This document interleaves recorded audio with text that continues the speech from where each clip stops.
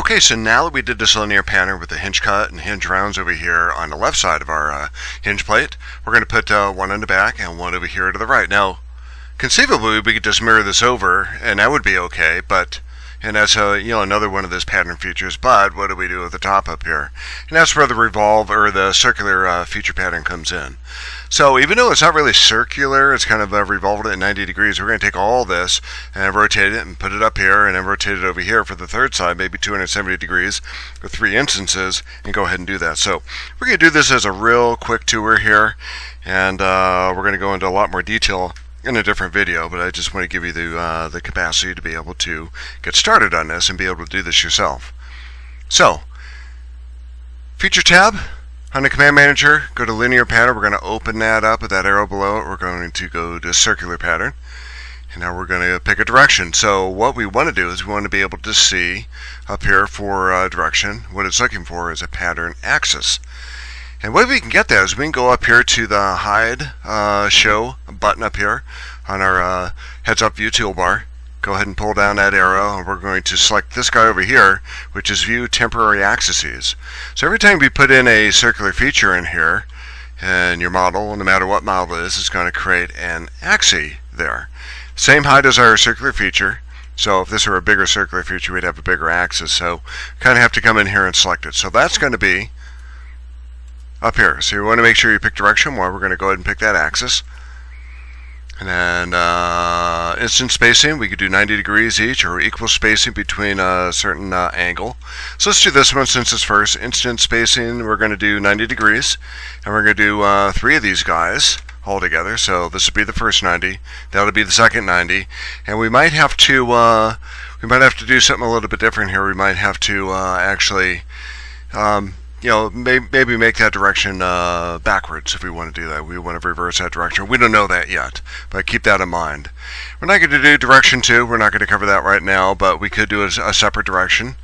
But right now we're just kind of in a flat pattern here, kind of dealing with the area that we're looking at here, and we're just going to do that. So, not going to do direction 2, features and faces. What we really want to do is just pick the hinge pattern, I think. So let's go ahead and pick that and see what we're doing, what we're going to get. So this actually might just do the cut for us, but we're going to have to explore that a little bit and see how it works out. But now you can see this kind of going off in the wrong direction. You can see the yellow lines and arcs that represent the preview, what we're going to get. So we're going to go ahead and reverse the direction. And if we go to the green check mark, bang, nothing happens.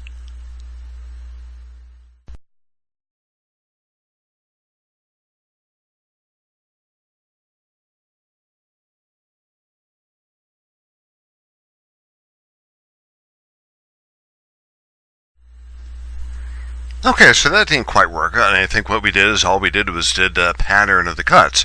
We don't have anything over here to cut yet. So let's go back to our circular pattern. Let's go ahead and edit that feature, and let's add one more thing in there. What we want to do is add our hinge round. That hinge round, that hinge round over here. And I don't know if it's going to pick up the whole, but let's go ahead and see. If we go to the green check mark, now it says only emerging features may be patterned. If appropriate, make a pattern of bodies instead. So I think I know what's going on, but let's go ahead and add one more item in here. Let's right click, clear selections. Let's go to hinge round hole, and hinge round pattern, and see if that works. And if it doesn't, I have another option, because I think that might be related to an up to surface option that we chose earlier. So if we go to the green check mark, same thing. So this is kind of a glitch in SolidWorks, but I think I know how to resolve that, and we'll do that in the next video section.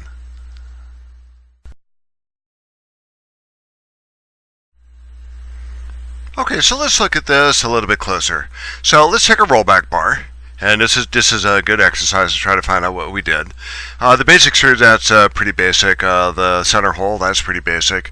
Hinge round, that may be the source of the problem. See, what we did is we created a separate body over here. Just for demonstration, we created a separate body over here.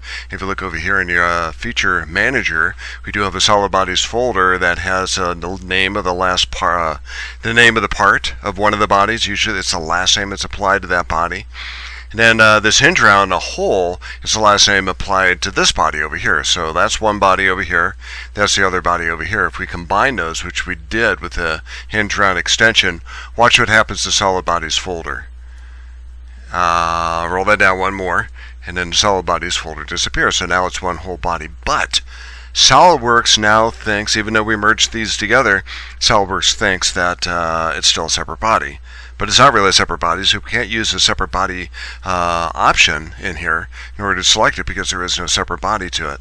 So if we go back to the circular pattern and take a look at our options down here, we can actually go to bodies and select a separate body if we want to do that. And we might be able to select this body, and it just takes the whole thing and copies it over. And that actually might be a good solution here. So if we go to the green check mark, there it goes. But the problem with that is we have to combine them. So solid bodies folder is open back up again. So now we have our hinge cut pattern. We have a bunch of different features just kind of stacked on each other.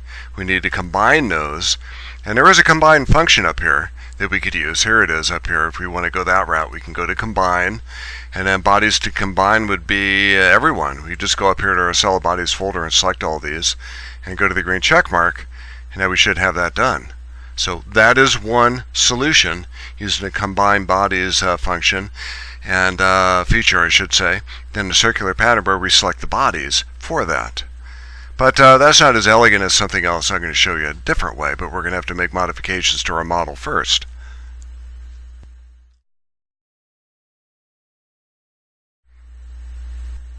Okay, now that we made modifications to our model, let's go ahead and try our circular feature pattern. And actually it's just called linear pattern, but I'm trying to separate that from the sketch pattern, calling it a feature pattern, because there's a component pattern too, which you could do in an assembly. But we're going to cover that way later. So let's do this. Let's go to our linear pattern. Let's scroll down to circular pattern. Direction 1, we're going to go ahead and choose that axis in here. And then we're going to make that, if we want to do instant spacing, we're going to do 90. We're going to do 3 of them. We're going to reverse direction and that, but the features and faces. Let's go ahead and select them over here. We're going to start with the hinge round. And you could see some of the previews there. We're going to do the hinge round hole and the hinge cut to do that. But let's not do the hinge cut. Let's unselect the hinge cut and go to hinge cut pattern, because the pattern is going to contain that hinge cut. We don't want to do one single hinge cut going around. We want to do all the hinge cuts with the linear pattern. So you got to think about what you're selecting here. And now we're going to reverse the direction on that and screw down a little bit to see where we're going to get. If we go to the green check mark, ooh, specified plane should not be perpendicular to the sketch plane. So, yeah, one more problem, but yet I know how to fix that too. So we're going to go ahead and cover that in the next video section.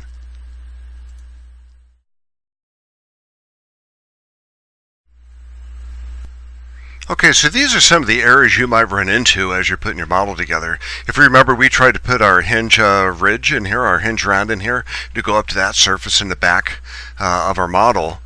And with that, the desire was to make that so when the model expands, we don't have to go back and actually make modifications to this feature. This feature will automatically update to the model.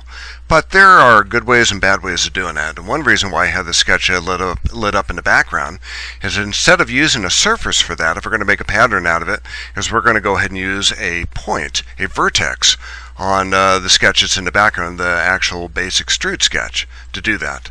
So let's take a rollback bar and roll this back one more time to our hinge round, actually see what we did here. So if we get an edit feature, it's actually up to vertex, which is okay, and then we're going to merge the result. And now if we go to hinge round hole, let's see what we did here. And this one we did up to surface, so that's probably not what we want to do. What we want to do is go up to vertex. So let's go ahead and choose vertex.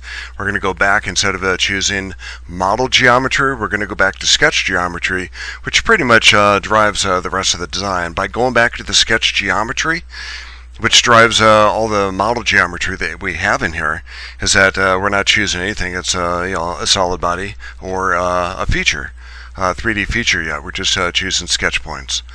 So if we go to the green check mark there and then roll that down, let's go ahead and see what we got here. So nothing else changes. We just changed the format of how that was actually, the extrude cut was actually made. So now if we go to the linear pattern, go to circular pattern underneath that, direction, let's go ahead and pick that axis that's in here. And 90 degree for instant spacing, we want 3. We want to go backwards. And features and faces, let's go ahead and choose what we wanted to do again. So we want to do the hinge round hole, and our linear pattern.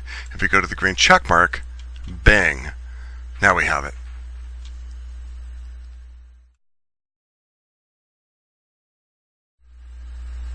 Okay, so to explain this a little bit so you can understand it a little bit better, what we did with that hinge round hole, we did up to surface up here for that hole.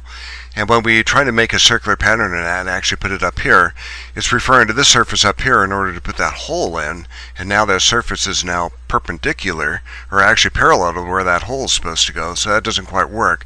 It might work on this side, but it just goofs SolidWorks up. I think it used to do that in the past, but if you just simplify it, instead of going up to surface, go to a vertex. Vertex is a much simpler piece of geometry in SolidWorks rather than a surface. If you did that and did that, referring to an element up here at the very top of our feature tree, it's the first item up here. Even though it's number 2 under basic extrude, Sketch 1 actually defines the basic extrude, so it's at the very top of our feature manager tree, and you're less likely to run into errors if you did that.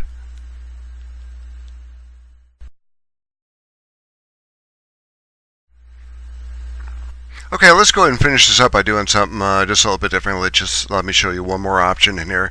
If we were to go into circular component feature pattern and go ahead and edit that feature, we picked instant spacing, but we could do equal spacing too. So we could do 270 degrees, and we want to do 3 units all together. Not necessarily equal spacing here, but we could do 4. And if you do that, then it does do 4, but it does it over 270 degrees. I don't know what that's going to do. If you go to the green check mark, that's not really 270 degrees. It's more like 360 degrees. But, this would be 90, that would be 180, and I guess that would be 270. So I guess that works. So we kind of have to think about that a little bit. So let's go back to that feature and actually put in a different value in here of 180 and maybe 3 instances and see what that does. And that looks like it's going to give us what we want. So you want to think about 180. Even though that looks like 270, just think about that. This would be 90 up here. This would be 180. That would be 270. And then 360 would complete it. So there you go.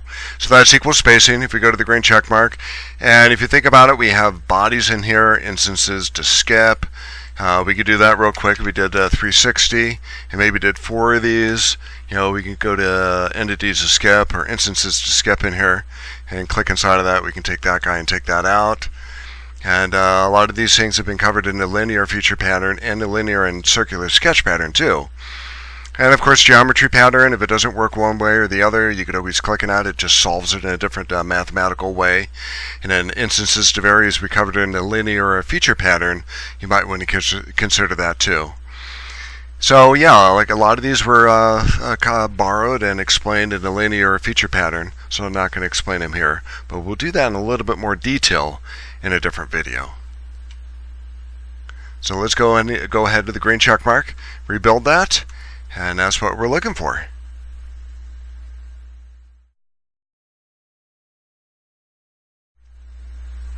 Okay, the last thing we need to do to complete this is we need to take out this little lobe of that hinge round on the right hand side. So how do we do that? And ultimately we're going to make a configuration out of this, since we have all this model geometry in here that we could use. There are going to be different configurations of where these hinges are going to be, where the hinge rounds and the hinge cuts are going to be. We're going to have one where it's going to be in the left and the back, another one where it's going to be on the left and the right, one where the one on the right is going to be cut out, and I think we're going to have 3 or 4 different configurations. We're going to cover that in a different video. But for now, we're going to put in all of our components, which is going to drive the most complex part that's going to be derived from those configurations. So, bottom line, we just want to cut this out. So, let's go ahead and take the surface. Let's go normal to that surface so we can see what we're doing. Let's go to our top plane, and let's go ahead and sketch out a rectangle, maybe a corner rectangle. Very simply, just go from that point over here to that point. It should be fully defined if you do it, and it looks like it's black with all the sketch relations in there. If we go to features, extruded cut, through all both, cuts that darn thing out. We're going to go to the green check mark. So let's go ahead and finish this up. Let's call this our hinge circular pattern, and we're going to call this hinge cut right. And we can spell that right. So now when we come to our configurations, and when we go to our configuration manager, we're going to suppress and unsuppress various elements in here in order to get the configurations that we need. But that is a short tour of our circular feature pattern, and we will see you pretty soon.